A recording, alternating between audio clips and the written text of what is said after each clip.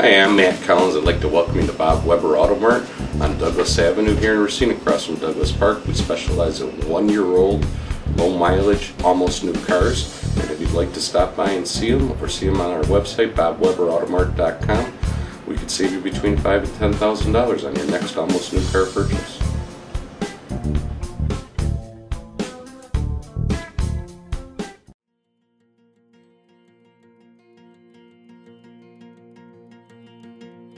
I'm Michael Burke, and this is Money Talks.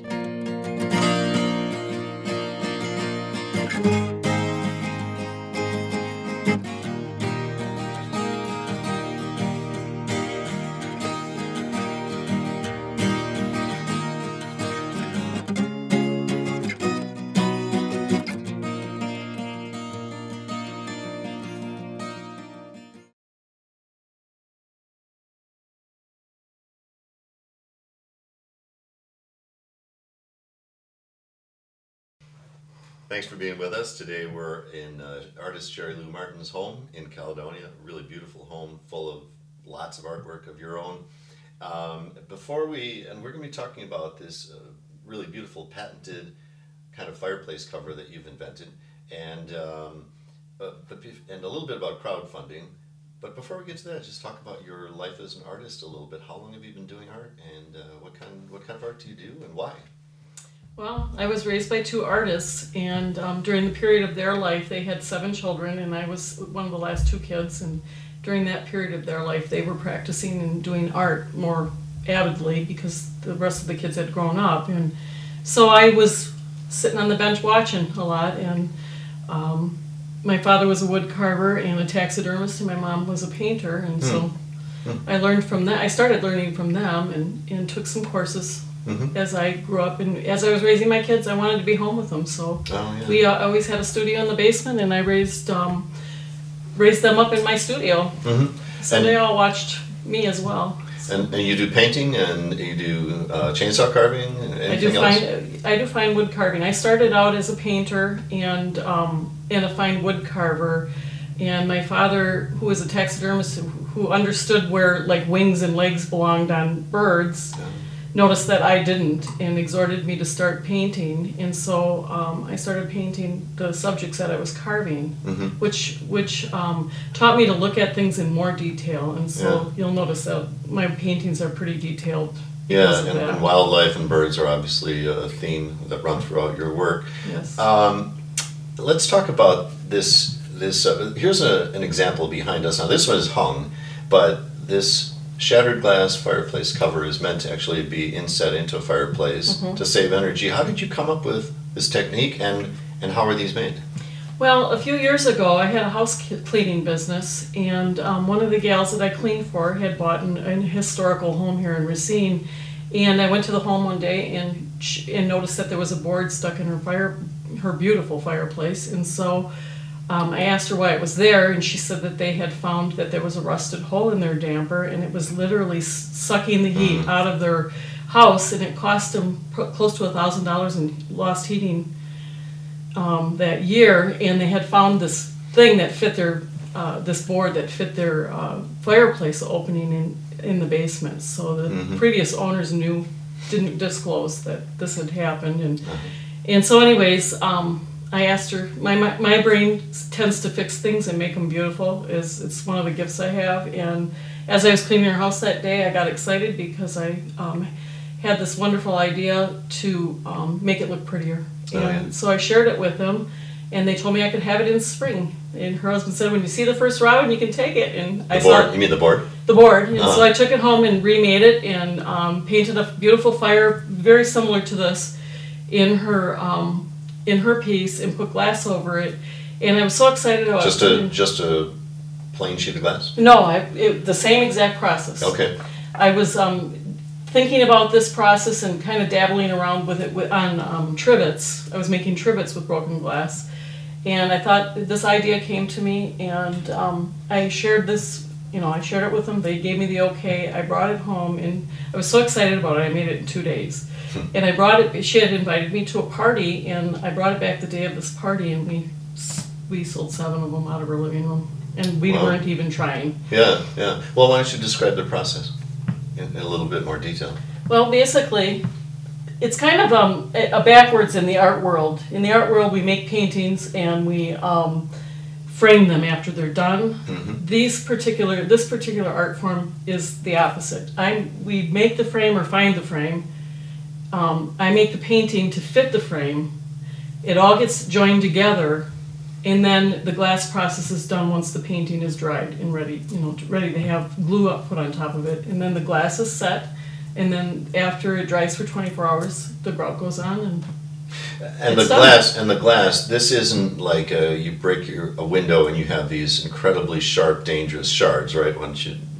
Tell how this glass is correct. different. This is tempered glass, and what I had found in through this journey is the glass companies in America have to pay to get rid of tempered glass because you can't recycle it. So this has become a recycle program, kind of, so to speak. And you can take it off their hands and they're happy to see it go, right? They're wonderfully happy to see it go because they have to pay to get rid of it. So wow, yeah.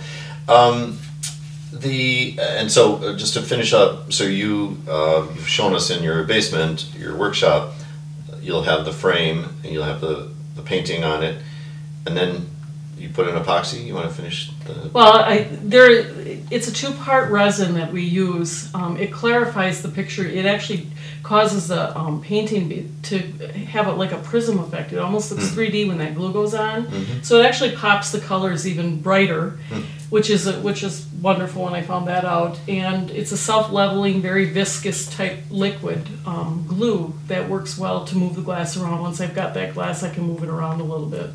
Now, as I mentioned earlier, this sounds like a process you couldn't possibly mass produce because, after all, you don't want to just be making one of these at a time. You're going for something much bigger. Tell how you think you will be able to mass produce these. Well, what I've come up with is a way to set a sheet of glass and break it in place on top of the piece, which cuts hours of hand labor. Right now, when I make these, each piece of glass is set down on that painting, and so it's time consuming. And one of the things that manufacturers look for is, less labor, of course, intensive, and that was one of the drawbacks up until now, but that's changed. And you're lining up business partners to be able to do this. Correct. How long in time, if everything went smoothly and you had the money you needed, how far are you from being able to put these actually on the market someplace? We could do it next week. I Really? have everything all ready Wow. to go. We have printing. We have a printing company lined up. We have a company lined up that would make the outer shell of the fireplace covers. Mm-hmm. All we're looking for is a company that can put together to run the whole process, to do the glass work. It seems like fireplace openings there'd be a million variations of them. How standardized are there so that you could have, certain sizes that will fit in? Well, the people that have been advising me have been in the fireplace industry for many, many years. I went to many of the fireplace company owners that are in our area in Chicago and in Milwaukee, and they've been just wonderful advisors, and they said that now in the last 10 years, maybe even 15 years, fireplaces have become standard sizes. The fireplaces that I have dealt with mostly are older fireplaces, such as like this one, that don't even have doors for them. They don't even make doors that fit them, and this is a perfect fit for them. And the older ones, they're big, huge oak masonry fireplaces, and they have openings that they don't make fireplace doors. But is there a lot of variation though in the size and shape of those? There can be. There is a custom level to this. Yeah. Whole thing. Right, and I think there always will be. There's going to be custom and there's going to be standardized. Let's say let's say this is one of the more standardized sizes and shapes. Still, there would seem to be a lot of leakage. You still wouldn't seem to have the perfect fit. So how do you get around that problem? We have developed some relationships with companies that sell supplies for fireplaces, and they have come up with gaskets that are fire resistant type things that can handle heat just in case somebody would put this in front of a warm fireplace. These, again, these fireplace covers are for the unused fireplace, and we have spelled that out in our literature, and they get labels and everything when they go out the door. But so there's a gasket there's gaskets. There's so you could have a sometimes snug fit then. right. Sometimes we use a foam core that's heat resistant. It just depends on the application, and what's wonderful for the fireplace companies that would handle these is it's another avenue for them. They charge installation, and they're the experts at that. I could hand them just a fireplace cover with nothing, and those guys know so much about what they're doing that they could just. What sort of reactions are you getting, by the way, in the fireplace industry to this product? Well, early on, I wanted to do some research because I knew nothing about fireplaces, and so I made a piece, and I walked in to the different fireplace companies and said, "Tell me what you think about this product. You're the expert. I am not." And within 20 minutes, notoriously, they were telling me what a great product and idea I am. So I have a quick question, then I want to get to the crowdfunding part of this discussion too. But here's one image of yours.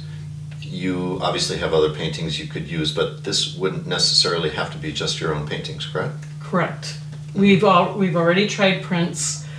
We've done prints of Thomas Kincaid's. I've done local artists. I've done. So it'd be a matter of just licensing or working with other artists. Absolutely. Yeah. Absolutely. I want to touch on before we start to wrap up here. I want to touch on this crowdfunding aspect. You're trying through Kickstarter, and by the way, crowdfunding. Let's give a really quick definition. It's putting a project idea out there and asking people to make donations. And you're using a very popular website at the moment, Kickstarter.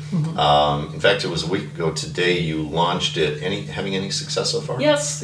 Every day we're gaining more support.